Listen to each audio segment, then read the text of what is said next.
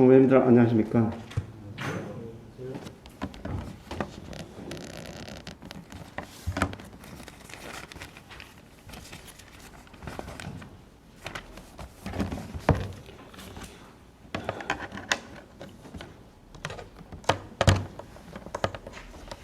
오늘 요한복음 5장 1절로부터 9절까지 말씀을 통해서 이 시대에 우리가 믿음에 굳게 서서 앞으로 나가는 일에 큰 도움이 되었으면 좋겠습니다.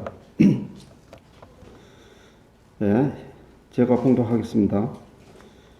요한복음 5장. 그 후에 유대인의 명절이 있어 예수께서 예루살렘에 올라가시니라.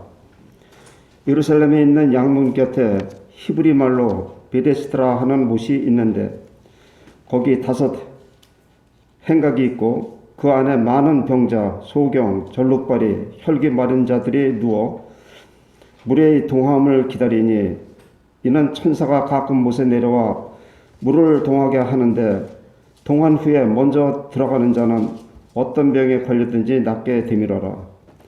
거기 38년 된 병자가 있더라. 예수께서 그 누운 것을 보시고 병이 벌써 오랜 줄 아시고 이르시되 네가 낫고자 하느냐? 병자가 대답하되 주여 물이 동할 때에 나를 못에 넣을 줄 사람이 없어 내가 가는 동안에 다른 사람이 먼저 내려가나이다. 예수께서 가라사대 일어나 네 자리를 들고 걸어가라 하시니 그 사람이 곧 나와서 자리를 들고 걸어가니라. 이날은 안식일이니라. 14절. 그 후에 예수께서 성전에서 그 사람을 만나 이르시되 보라, 내가 나았으니 더 심한 것이 생기지 않게 다시는 죄를 범치 말라 하시니라.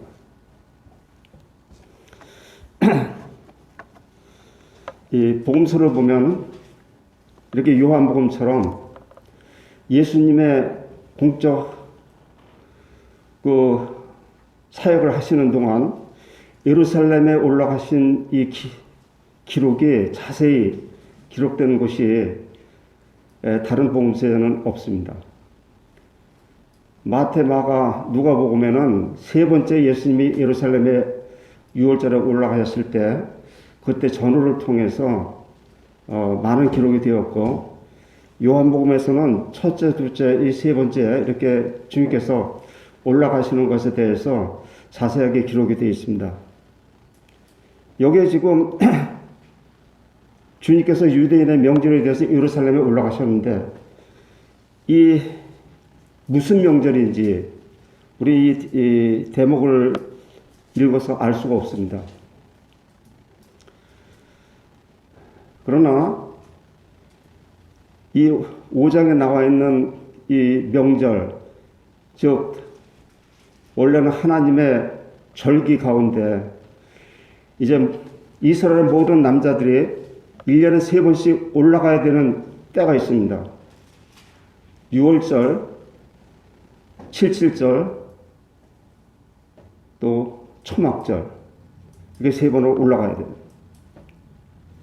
여기 지금 예수님께서 예루살렘에 올라가신 것은 6월절이 아니고 6월절은 첫 번째 올라가신 것은 요한복음 2장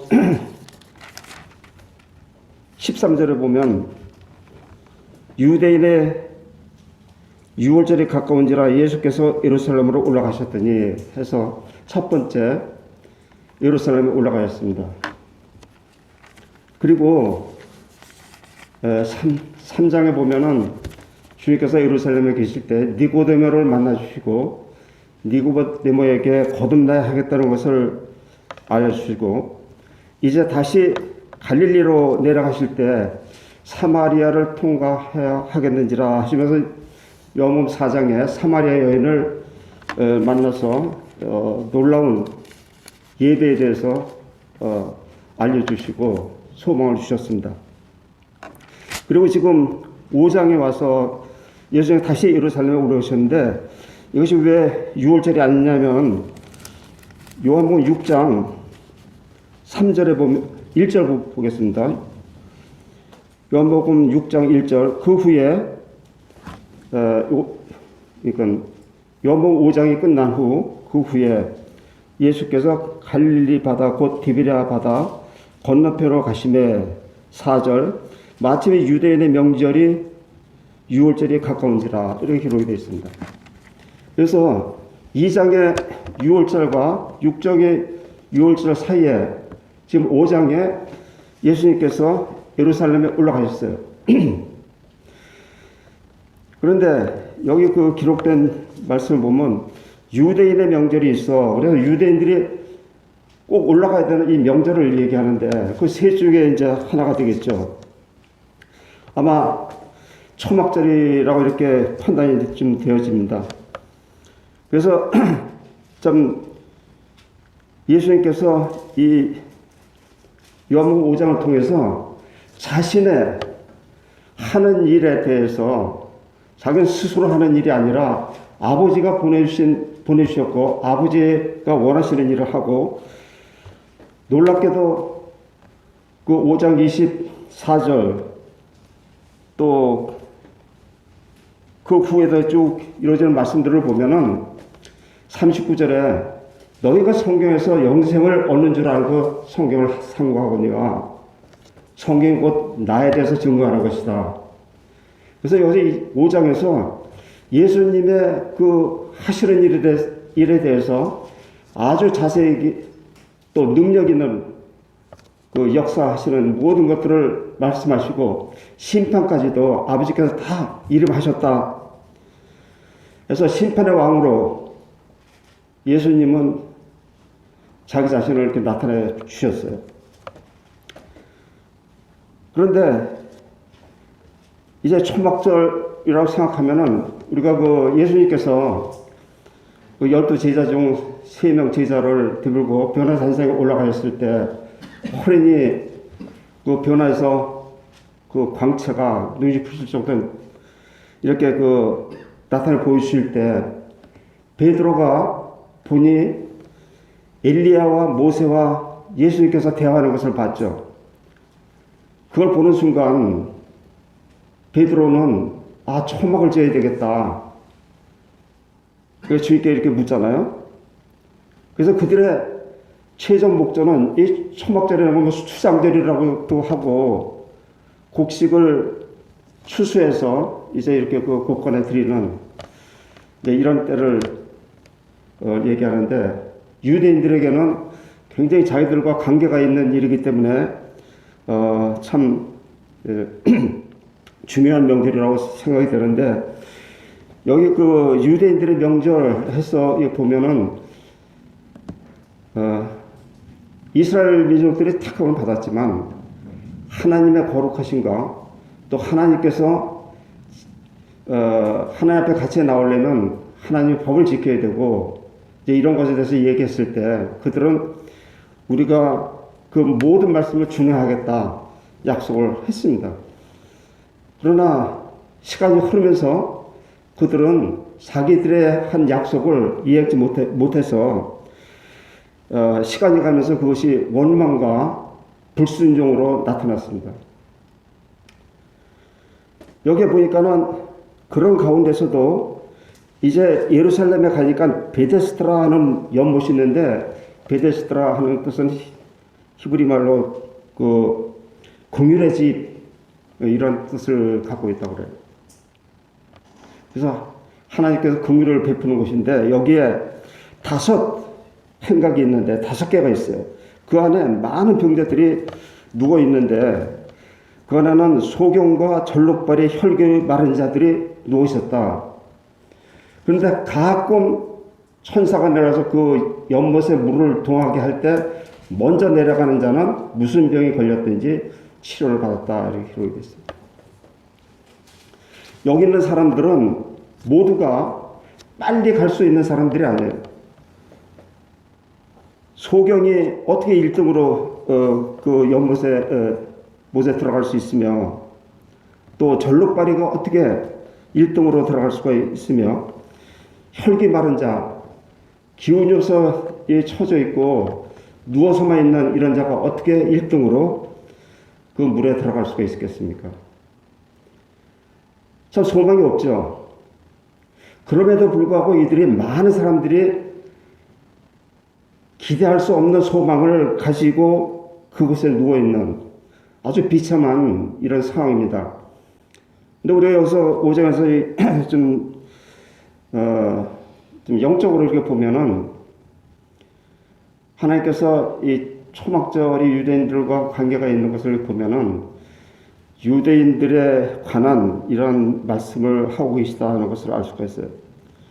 그리고 요한복음 1장에도 기록되어 있지만 자기 땅에 오매 자기 백성이 영접지 아니하였다. 먼저 주님께서는 자기 백성들을 위해서 오셨습니다. 여기 지금 자기 백성들을 불쌍히 보시는 거예요. 모두가 다 같이 소경이요, 절룩발이요, 혈기 바른 자들이에요. 만약에 이 유대인들이 그때 지혜가 있고 하나님의 말씀에서 깨어 있었더라면 영광의 주를 십자가에 못 박지 않았을 것이다 하고 고린도전서 2장 8절에 이렇게 기록이 되어 있습니다. 하나님의 지혜를 구하지 않았기 때문에 그들이 지혜가 없어서 그들을 구원하러 오셨는데 그들이 예수 그리스도를 십자가에 못 박았어요. 이렇게 이들은 자기들이 하는 일이 무엇인지도 모르면서 열심을 낸 거예요.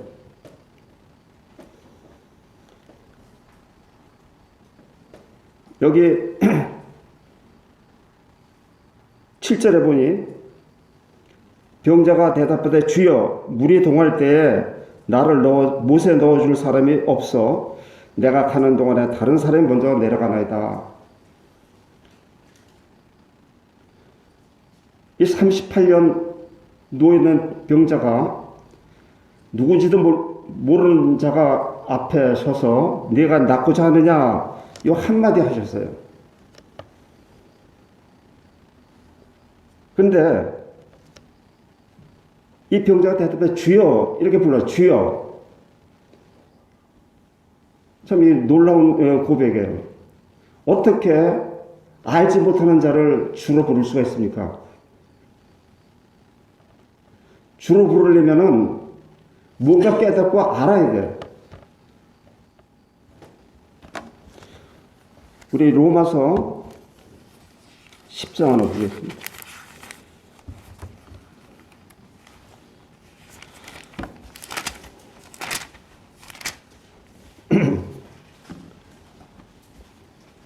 로마서 10장 11절부터 성경이 이르되 누구든지 저를 믿는 자는 부끄러움을 당하지 아니하리라 하니 유대인이나 헬라인이나 차별이 없습니다.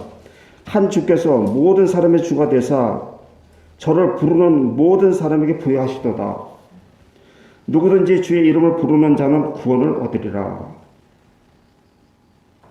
참으로 은혜의 집에 주님께서 오셨어요.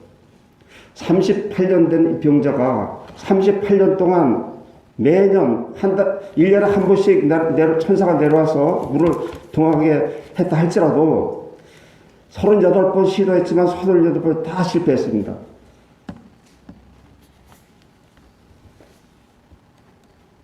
14절 그런즉 저희가 믿지 아니하는 자를 어찌 부르리요 듣지 못한 일을 어찌 믿으리요 전파하는 자가 없이 어찌 들으리요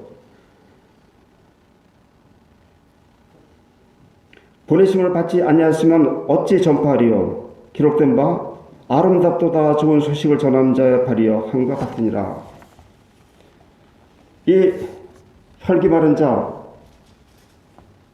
참 38년을 누워 있었는데 네가 낫고자 하느냐 하는 이 말을 들었을 때 주여 하고 부르는 참 놀라운 그 고백을 들을 수가 있습니다.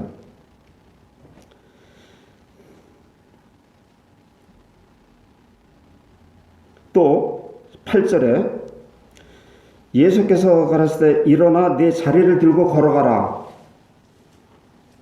그 사람이 곧 나와서 자리를 들고 걸어가니라. 이날은 안식이니라.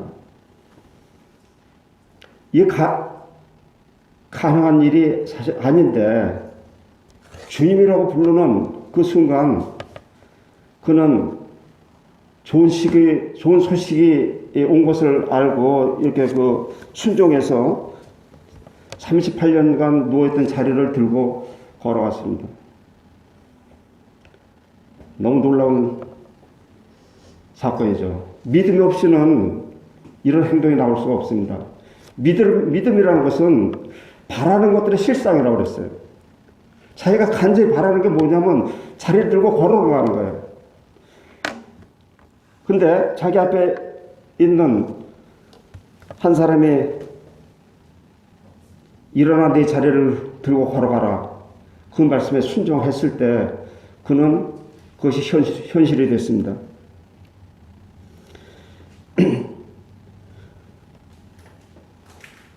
믿음이 없이는 하나님을 기쁘시게 할 수 없고, 하나님께서는 자기한테 나오는 자에게, 믿음으로 나오는 자에게 상 주시는 이심, 병을 낫게 할 수 있는 이런 하나님을 믿고 놀라운 은혜를 받게 됐습니다.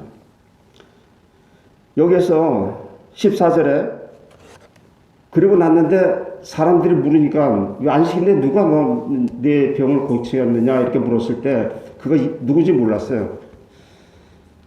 이제는 주님께서 성전에서 그를 다시 만나서 보라 네가 나았으니 더 심한 것이 생기지 않게 다시는 죄를 범치 말라.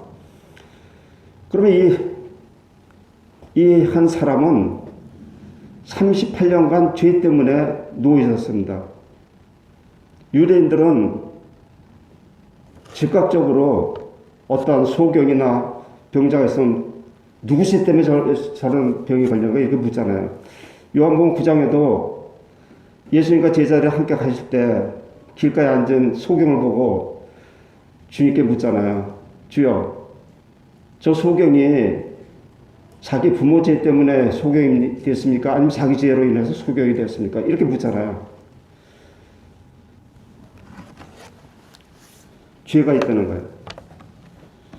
그런데 38년간 죄 가운데서 있다가 고침을 받았는데 이 사람이 나이가 38세인지 그건 알 수가 없어요. 그러나 제가 그래서 오늘 좀 상고해 보고자 하는 그 부분은 38이라는 숫자가 과연 무엇을 뜻할까? 38에 가까운 숫자는 이제 40인데 성경에서 우리는 40이라는 숫자를 엄청 많이 읽습니다. 모세 생애를 봐도 40년 해서 120년 동안 자기의 삶의 세 부분을 우리에게 알려주시죠. 또 이 40년은 시험의 기간으로 우리가 인식할 수 있습니다. 모세가 40일간 시내산에서 하나님의 율법과 이 성막의 모형들을 받을 때 40일을 금식하고 하나님 앞에 나가 있었습니다. 또 예수님 자신도 침례 요한 때 세례를 요단강에서 받으시고 광야로 이끌려 가셔서 40일간 금식하시면서 사단아로부터 시험을 받으셨습니다. 이 성경의 40은 참으로 한 세대 아니면 시험의 때 이렇게 우리가 인식을 할 수 있습니다. 그럼 여기 왜 40년으로 기록이 되어 있으면 우리가 이해하기가 쉬운데 38년으로 되어 있습니다. 거기에 대해서 좀 살펴보기를 원합니다. 이것을 살펴보면 우리가 신앙생활하는 데 있어서 하나님은 조금도 자기가 하신 말씀이 얼마나 정확한지 그리고 그 말씀대로 진행을 하셔요. 근데 간혹 이제 하나님께서 은혜를 베푸시고 공유를 베푸실 때 그것과 상관없이 단번에 치료도 해주시고 하나님의 놀라운 비밀을 깨달게 하시고 영생의 기쁨을 맛보게 하십니다. 자, 먼저 이렇게 그 40일간 여기 40년인데 40년으로 이렇게 기록된 거 보면은 이제 바데스가네에서 이스라엘 민족들이 이제 출애굽을 해서 이제 가나안을 향해서 갔을 때 민수기 9장에 보면 그들이 두 번째 유월절을 지내고 그 후에 이제 가데스바나 그 앞에 왔습니다. 그때 그들이 가나안 땅에 들어가는 그 과정에서 하나님께서는 너희가 들어가라. 들어가면은 모든 땅을 너에게 주리라. 너희가 밟는 땅은 다 너희 땅에 되리라. 이런 약속을 해 주셨어요. 그러나 그들이 우리가 먼저 올라가서 정탐을 하고 어느 길로 어느 성으로 어떻게 올라가야 될지를 우리가 좀 알게 정탐을 하는 것이 좋겠다. 이렇게 해서 정탐을 허락하셨어요. 여기도 보면은 하나님께서 먼저 정탐하라고 말씀 안 했어요. 그들이 먼저 정탐하겠다 이렇게 요구를 했습니다. 그래서 그대로 했는데 항상 하나님께서 행하신 것에 대해서 순종하지 않고 어떤 이유를 대해서 합리적으로 이렇게 했을 때 모세는 그걸 선하게 여겼다고 그랬어요. 이 이스라엘 민족들이 그런 제안을 했을 때 선하게 여겼다. 근데 하나님은 선하게 여기신 것이 아니에요. 그래서 그들이 정탐하고 돌아와서 하는 그 과정을 보면은 12정탐꾼 중에 10명은 악평을 하고 여호수아와 갈렙만 하나님의 약속을 믿고 믿음으로 올라가자 이런 제의를 했습니다. 그런데 그 10사람의 원성이 더 높고 원성이 높은 이런 계기를 인하여서 그들은 들어가는 것을 포기하고 그 두려워하고 그 성의 견고함과 안악자손의 그 크기와 모든 것의 제압에 대해서 우리는 그들 앞에 메뚜기와 같다 하면서 올라가기를 거절했습니다. 그 사건이 있었을 때 이제 하나님께서 그들의 그 말에 대한 책임을 주셨어요. 그것은 이제 너희가 40년 동안 광야를 헤매야 된다. 40년을 겪어야 가나안에 들어갈 수 있다. 이렇게 말씀하셨는데 하루를 1년씩 계산해서 40년에.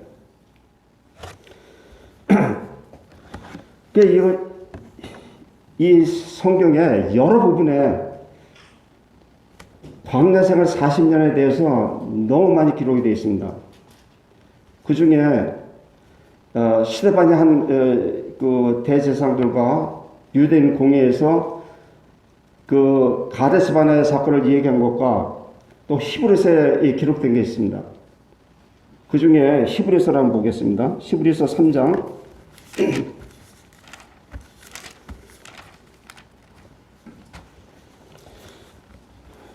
3장 9절에 보면 거기서 너희 열조가 나를 시험하여 증언하고 40년 동안 나의 행사를 보았느니라 이렇게 말씀하시고 15절 성경이 일렀을 때 오늘날 너희가 그의 음성을 듣거든 노하심을 경동할 때와 같이 너희 마음을 강팍하게 하지 말라 하였으니 듣고 경노한 자가 누구뇨 모세를 쫓아 애굽에서 나온 모든 이가 아니냐 또 하나님이 이 40년 동안에 누구에게 노하시느냐 범죄하여 그 시체가 광야에 엎드러진 자에게가 아니냐 또 하나님이 누구에게 맹세하사 그의 안식에 들어오지 못하리라 하셨느냐 곧 순종치 아니한 자에게가 아니냐. 출애굽을 한 자들 이제 하나님이 일을 할 수 있는 모든 이제 20세 이상이 된 자들 이들은 갈렙과 여호수아를 제외하고는 한 사람도 가나안에 들어갈 수 없다 하나님께서 말씀하셨어요. 그런데 이제 이 40년 동안 하나님께서 진노하시고 심판을 하시는데 여기 보니까는 네가 다시는 더 심한 것이 생기지 않게 죄를 범치 말라 이렇게 예수님 말하셨는데 여기는 38년이에요. 그러면 2년이 부족합니다. 그 2년을 어떻게 우리가 알 수 있느냐 하면은, 우리 그 신명기 1장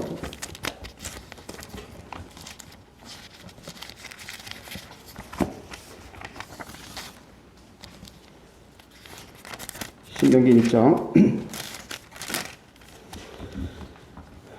신명기는 이제 모세가 하나님의 그 계시와 또 그걸 통해서 이스라엘 민족들을 쭉 인도해 왔습니다. 그래서 신명기는 지금 가나안 땅 들어가기 전에 요단강 바로 맞은편 동쪽에 거기 지금 와서 이제 너희가 가나안 땅에 들어가면 너희가 가서 어떻게 행해야 될 것 여기에 대해서 얘기하면서 지금까지 하나님께 출애굽을 시켜서 여기까지 인도하신 과정들을 이야기하고 있어요.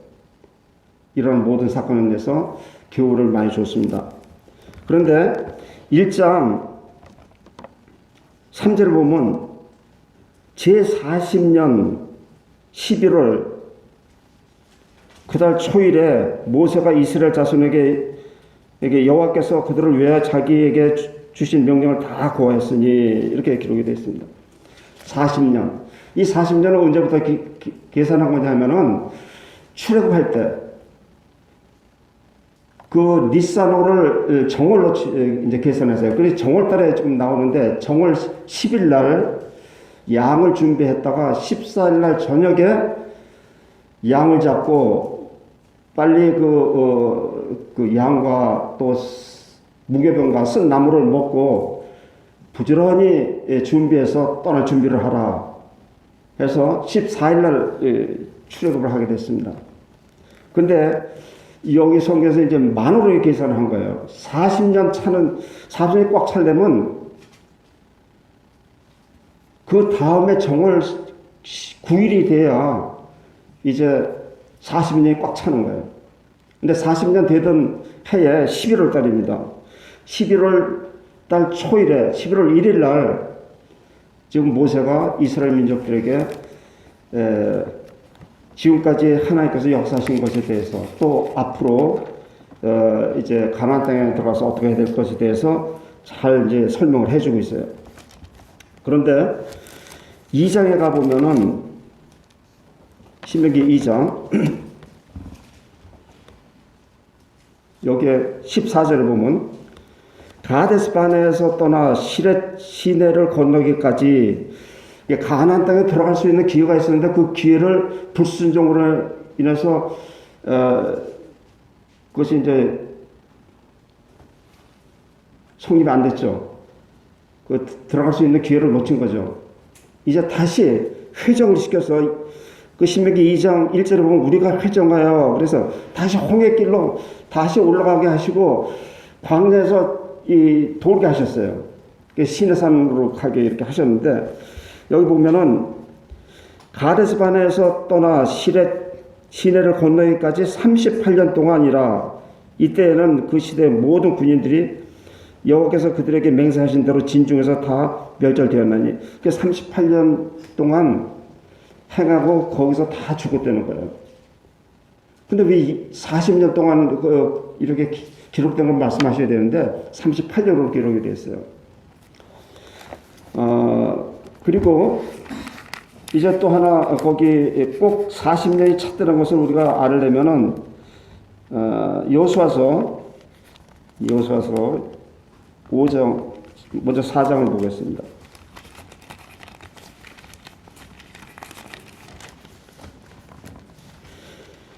이제 여호수아가 모세 그 인도자에서 그 선지자로 이제 택함을 받고 이스라엘 민족들을 다 이끌고 가나안 땅에 들어갔습니다. 들어갔는데 4장 19절에 보면 아까 그 신명기 1장에서 보니까 40년 11월 초하루 때 그 요단강 저편에서 모세가 이제 이스라엘 민족들에게 그 마지막 그 유언과 같은 고별사를 했죠. 그리고 이제 그 모세는 거기서 죽죠. 그리고 이제 이 여호수아가 인도를 하는데 정월 10일에 요단강에서 올라왔다. 정월 10일. 정월 10일은 뭐죠? 6월절 그 출애굽기 12장에 보면 6월절 정월달 10일 날 양을 준비하는 날이에요. 그리고 5장에 가서 보면은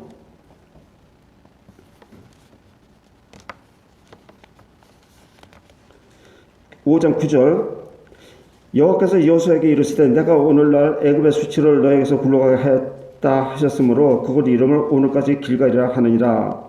길갈에서 이스라엘 자손들이 길갈에 진쳤고 그달 14일 저녁에는 여리고 평지에서 6월절을 지켰습니다. 그래서 40년이 끝날 때까지 9일날 그러니까 양을 잡는 날이 14일이니까는 14일인데 지금 14일날 다시 하니까 만으로 치면은 뭡니까 그 가나안 땅에 들어와서 첫 번째 6월절은 거기에 해당이 되지 않죠. 그러나 날짜로 보면은 아주 그냥 정확하게 40년이에요. 그런데 왜 2년이 빠졌느냐 하면은 출애굽을 할 때 애굽 땅에서 6월절을 지냈습니다. 6월절을 지내는 것은 이제 훗날 예수 그리스도께서 십자가에서 피 흘릴 것을 바라보고 하는 그림자에 지나지 않지만은 그 당시에 그 피를 받아서 양의 피를 받아서 인방과 문설주에 피를 뿌려서 발랐을 때 이스라엘에는 피해가 없었어요. 그러니까 그리고 이것을 매년 대대로 지키라고 그랬어요. 근데 보면 두 번째 그 6월절을 민수기 9장에서 처음으로 그 다음에 정월에 6월절 지냈다 이런 기록이 되어 있습니다. 그 후로 가나안 땅에 들어와서 6월절을 지내기까지 한 번도 지낸 적이 없어요. 그 죄사함을 받지 못했습니다. 아까 38년 된 이 병자는 죄 때문에 이렇게 어려움을 당했어요. 근데 2년은 하나님에서 감해 주신 것이죠. 왜? 2번 6월절을 지냈기 때문에. 근데 6월절을 지내는데 왜 이렇게 6월절 지내기가 어려웠는지요? 하나님께서 모세를 통해서 모세 아론을 바로한테 보내서 내가 내 백성을 보내라 할 때 보내는 조건이 뭐냐면은 3일 길쯤 떠나서 가서 하나님께 희생 제물을 드리겠다는 거예요. 하나님이 희생 제물을 받으시겠다는 거예요. 근데 바로가 그 완강히 거절을 하죠. 9번까지 다 계속 거절을 합니다. 그 중에는 그럼 너희만 가서 경배를 해라. 그 제물을 우양은 다 여기다 놔두고 제물 없이 나가서 하나님 앞에 6월절을 지낼 수 없잖아요. 이 바로가 이런 수단 저런 수단을 다 짜내서 보내지 않으려고 했죠. 결국은 하나님께서 강권적으로 6월절을 지나게 하셔가지고 이제 그들이 출애굽을 하게 됐습니다. 이렇게 피의 능력이 이 사람의 모든 지혜를 뛰어넘는 하나님의 능력으로 나타났습니다. 이 경배라는 것은 최고의 그 권위를 인정하는 것이고 최고의 능력과 존귀와 영광과 찬송을 드리는 거예요. 우리가 이제 나중에 보겠지만은 이 6월절을 주님께서는 지내기를 원하셨어요. 왜냐하면 주님께서 오신 목적이 그걸 위해서 오셨습니다. 왜 여기서 그 40년간 불순종에 대해서 우리가 알아야 되냐면 고린도전서 10장에 보면은 너희가 불순종함으로 하나님께 불순종해서 다 어떻게 되느냐, 다 광야에서 죽지 않았느냐. 이것이 계속 반복되는 이유는 너희들에게 거울이 돼서 잘못된 길로 가지 않냐고, 하나님 말씀에 불순종하지 않냐고, 하나님께 온전하게 나오라, 이거를 알려주시기 위해서 우리에게 거울로 비춰주셨다는 거예요.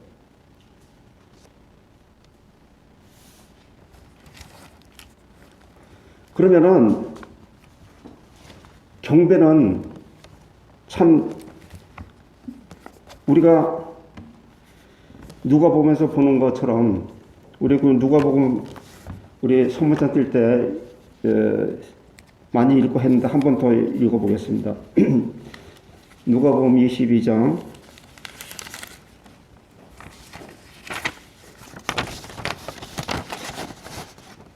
15절, 이르시되 내가 고난 받기 전에 너희와 함께 이 유월절 먹기를 원하노라.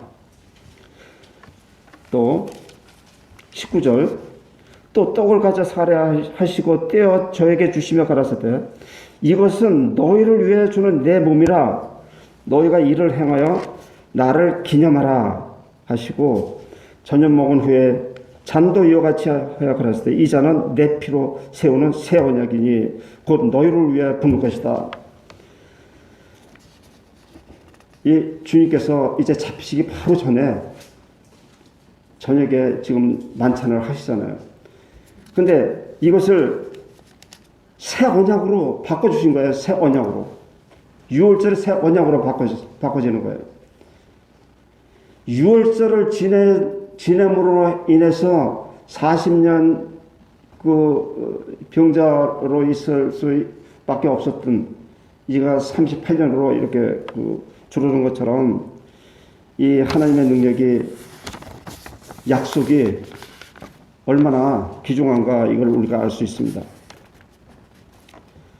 이 경배를 사단인 그 바로가 지내지 못하게 얼마나 방해를 많이 했는지, 이것은 사단 마귀의 상징적인 인물로 이제 바로를 우리에게 알려주셨는데, 지금 우리가 하나님께서 인간을 창조하시고 이제 아담 후예로 에덴동산을 쫓겨난 후로 하나님께서 다시 구속의 역사를 펴서 회복시켜 주시려고 하는 노력을 지금까지 하고 계셔요.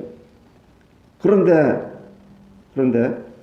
사단도 동일하게 벌써 에덴 동산의 뱀으로 나타나서 하나님의 축복을, 하나님의 기쁨을 송두리째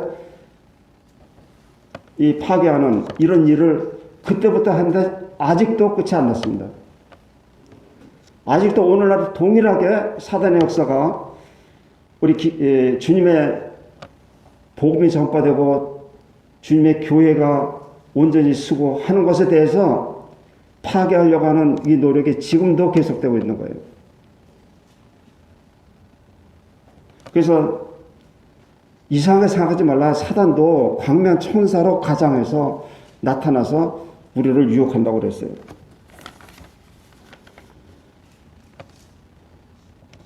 우리가 거듭나고 예수 그리스도를 구주로 영접하고 예수님을 알아봤을 때 성경을 통해서 그는 하나님의 아들이시여 영광중에 계시다가 오신 분, 그분은 창조주여 우리를 위해서 일하시는 분이요 또 우리를 끝까지 보호하실 분, 이런 것을 깨달았을 때 우리는 우리 자세가 어떻습니까? 주님께서 지금 누가복음에서 말씀하신 대로 새로운 피의 언약, 이걸 통해서 예수 그리스도께 경배 드리는 것을 하나님께 가장 기뻐하시는 것이요. 가장 기뻐하시는 거예요. 이것이 없이는 우리가 온전한 신앙생활을 할 수가 없어요. 이 중세 때, 암흑시대 때 얼마나 많은 권세자들, 종교 권력자들이 이것을 못하게 방해를 했는지 몰라요.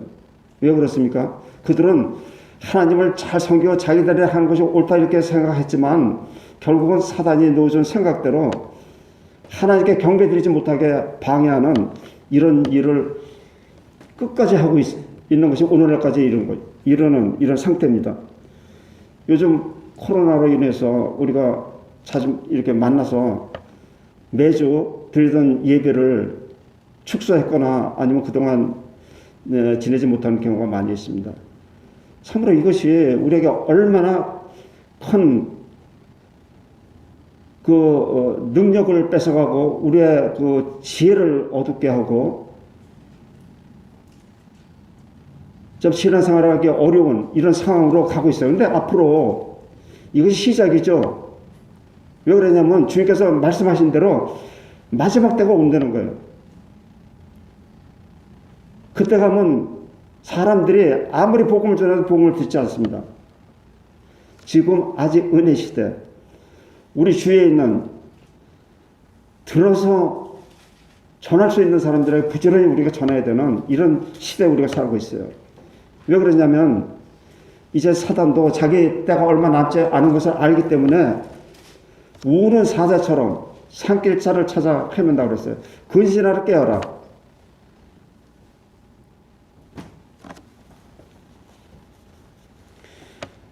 이 경배 드리는 것이 얼마나 중요하면요. 우리 마태복음 4장 한번 보겠습니다.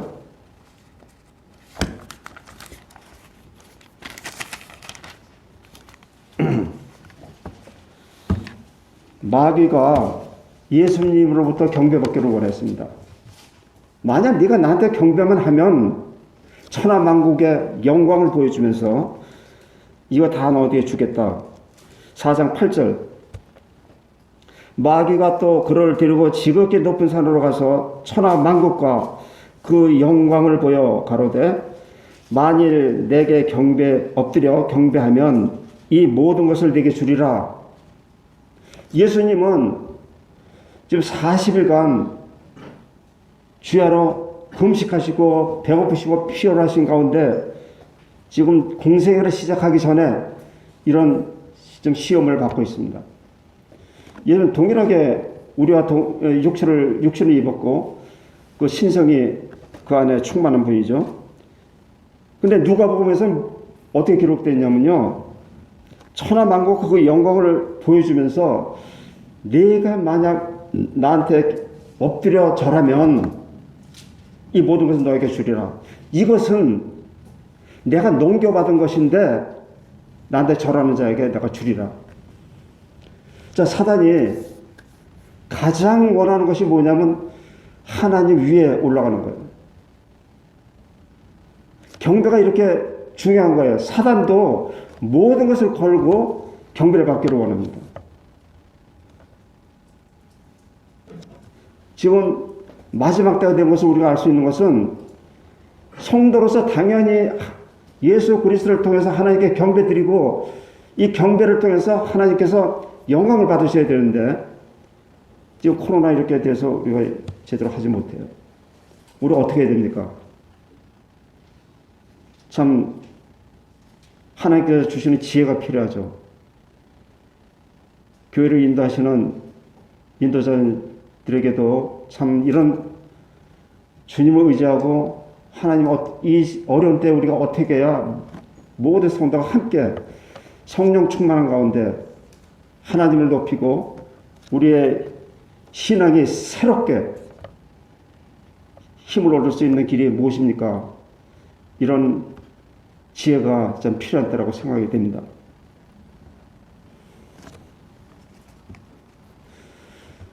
지금 앞으로 어떻게 될지 모르겠어요. 지금 벌써 이게 작년 12월인가 그때부터 시작돼서 계속 이렇게 어려움이 있는데 주님께서 말씀하셨어요. 마지막 때에 일어날 모든 것을 사단이 엄청난 불의의 것을 가지고 우리를 유혹할 것이라 이렇게 말씀하셨기 때문에 이런 것이 너무나도 우리 가운데 지금 역사하고 있는 것을 우리가 느끼고 있고 계시록에 보니까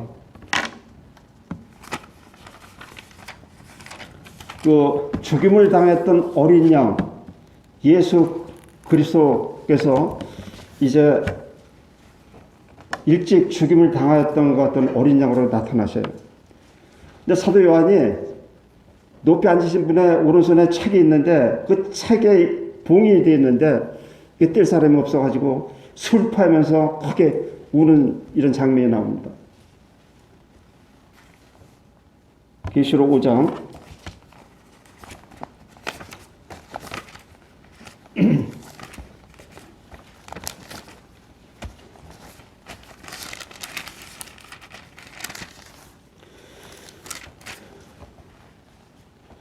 6절에 보면 내가 또 보니 보좌와 네 생물과 장로들 사이에 어린 양이 섰는데 일찍 죽임을 당한 것 같더라. 이렇게 기록이 되어 있고, 또 이제 7절에 어린 양이 나와서 보좌에 앉으신 이의 오른손에서 책을 취하시니라.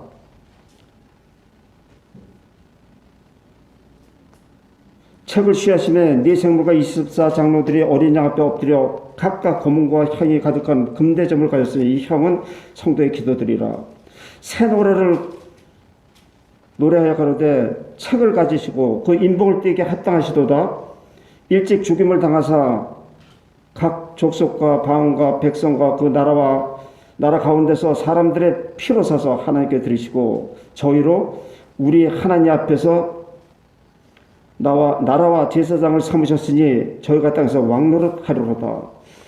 우리가 이 땅에서 제사장으로 그 피로 사서 우리를 제사장으로 삼아주셨다고 그랬어요. 제사장이 할 수 있는 것은 하나님 앞에 온전히 그 제사 드릴 수 있는 이런 자들을 얘기하죠. 근데 여기에 보면 내가 또 보고 들음에 11절 보좌와 생물들과 장로들을 둘러선 많은 천사의 음성이 있으니 그 수가 만만이요 천천이라. 큰 음성으로 가로되 죽임을 당하신 어린 양이 능력과 부와 지혜와 힘과 존귀와 영광과 찬송을 받으시 합동하다 하더라. 네 생물과 그 장로들 엎드려 경배하니라. 이렇게 이제 기록이 되어 있습니다.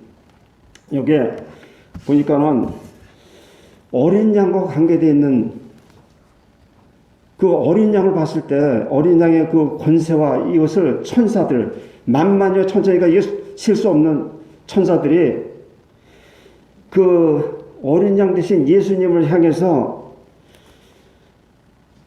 어린 양의 그 능력과 부와 지혜와 힘과 존귀와 영광과 찬송 7가지로 하나님을 높이는 이걸 들을 수 있어요. 제사장과 그 앞에 주님께서 십자가의 보혈을 이루시고 하늘에서 받으시는 그 참 아주 귀한 이런 영광을 우리가 보게 됩니다. 그런데 우리가 만약 거듭나지 못했다 아니면 거듭났더라도 우리가 예배를 드려서 하나님께 경배할 수 없다 하면은 여기에 나온 7가지 중에 우리는 능력을 이룰 수가 있어요. 우리가 예수 그리스도의 보혈의 피로 말미암아 이 세상을 이기는 자가 됐잖아요. 이 능력을 체험할 수 없어요. 또 부와 계시록의 라오디게 교회 나는 부자라. 예수님께서 너희 벌거벗은 것에 대해서 수치를 알라. 이 부는 하나님께서 주시는 부래야 영원한 것이지 인간은 그것의 가치를 보장할 수 없습니다. 지혜와 십자가 밑에 지혜는 예수님의 가장 높으심을 알고 예수님의 가장 아팠던 그 순간들을 우리가 이해하고 주님께서 정말 이 발이 땅에 닿지 않는 깊은 물속에 빠지는 이러한 그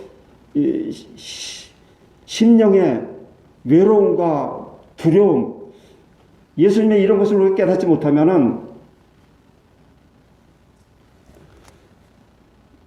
우리가 지혜롭다 하나 지혜롭지 않습니다.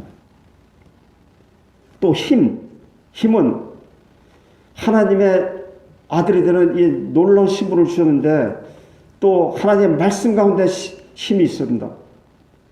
우리가 하나님 말씀을 의지하고 나갈 때 힘을 얻을 수가 있어요. 존귀는 하나님께서 이렇게 높여주시는 거예요. 근데 우리가 낮아질 때 하나님께서 높여주셔요. 우리가 예수 그리스도를 통해서 하나님께 경배드리는 것은 우리를 최대한으로 낮추는 겁니다. 그러므로 하나님께서 우리를 지극히 높은 데로 우리를 끌어올리시는 거예요. 영광. 예수 그리스도의 영광을 볼 수 있어요. 십자가 밑에서. 환난 가운데서 주님의 영광을 볼 수 있습니다. 당연히 이런 예수님을 찬송하게 되는 것이죠. 그래서 우리가 이렇게 어려운 시대에 살지만 개인적으로 50명 미만에 이렇게 모이면은 실시간으로 이렇게 하나님 말씀 증거되고 할 때 똑같이 하나에 대해서 예수 그리스도를 통해서 하나님께 경배드리는 놀라운 그 능력, 존귀하게 되는 하나님의 그 존귀하게 여기시는 이런 대열에 설 수 있습니다. 모두가 우리 성도들은 예수 그리스도 안에 함께 된 지체들인데 이 지체들이 함께 주님 안에서 기뻐하고 영광을 누리고 모든 걸 체험해야 되는 이런 공동적인 문제점을 갖고 있습니다. 가정에서라도 하나님께 예배를 드려야 돼요. 참 이것들이 어떻게 좀 체계적으로 우리가 이러한 하나님 앞에 죄 없다함을 덧입고 놀라운 그 은혜 가운데 의로움을 우리에게 주시고 우리를 또한 의롭다는 자를 존귀하게 우리를 대하시고 존귀한 자를 또 영화롭게 하셨 이 대열에 쓰려면 우리가 참 우리가 어떤 자였었는데 이러한 대우를 받는 것에 대해서 생각하지 않을 수 없어요. 그럼 당연히 우리가 십자가에서 고난받으신 예수님을 기리고 매주 예수님과 하나 되는 이것이 가능합니다. 이걸 통해서 우리가 믿음도 성장하고 주님 안에서 빛을 더 발하게 될 수 있는 것이라고 생각합니다. 이렇게 요한복음 5장을 통해서 하나님은 계산을 얼마나 정확하게 하셨는지 40년을 그대로 적용하셨고 이 유대인들의 그 두 번 지낸 그 유월절을 기억하셨어요. 이렇게 하나님께서 은혜를 베푸시는 이것을 생각한다면은 우리가 한 번이라도 정말 어떤 특별한 경우가 있을 수 있어요. 그런 거 아닐 때에는 우리가 하나님께 경배 드려야 되지 않을까 이런 생각이 아주 철저하게 우리 신앙생활을 하는 성도들의 마음 가운데 자리를 잡았으면 좋겠습니다. 이와 같이 예수님께서 요한복음 5장을 통해서 오늘날 우리에게 주어진 이 상황 가운데서 어떻게 좀 하나님께 상달되는 또 우리 스스로도 정말 예수 그리스도 안에서 담대한 사단의 모든 유혹과 좀 이걸 이길 수 있는 이런 시대를 맞아야 될지 우리가 데살로니가 전서 한장 읽고 마치겠습니다. 참 여기에서 좀 생각한 나는 그 구절이 있는데 우리 저번에 시편 51편 한번 이렇게 상고한 적이 있죠. 시편 51편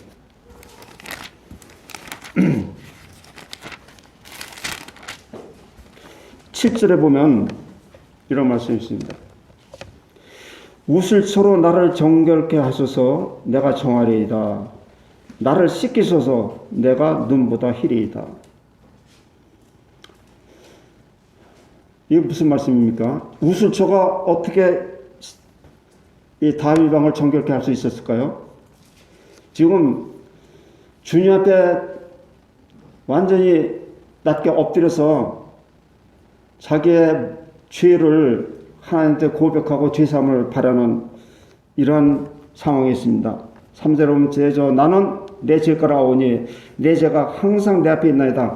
하나님께서 이 죄를 사해 주시 아니하시면 이 죄가 항상 내 앞에 있는데 우슬초로 나를 정결케 해 주십시오 하는 소원을 드렸어요. 그 우슬초가 어떻게 정결케 합니까? 출애굽기 12장 한번 다시 또 보겠습니다.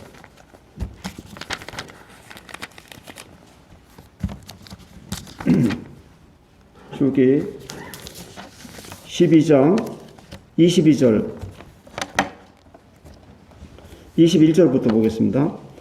모세가 이스라엘 모든 장로를 불러서 그들에게 이르되 너희는 나가서 너희 가족대로 어린 양을 택하여 유월절 양을 잡고 너희는 우슬초 묶음을 취하여 그릇에 담은 피에 적시어서 그 피를 문지방과 인방과 설주 좌우 설주에 뿌리고 아침까지 한 사람도 자기 집 문 밖에 나가지 말라.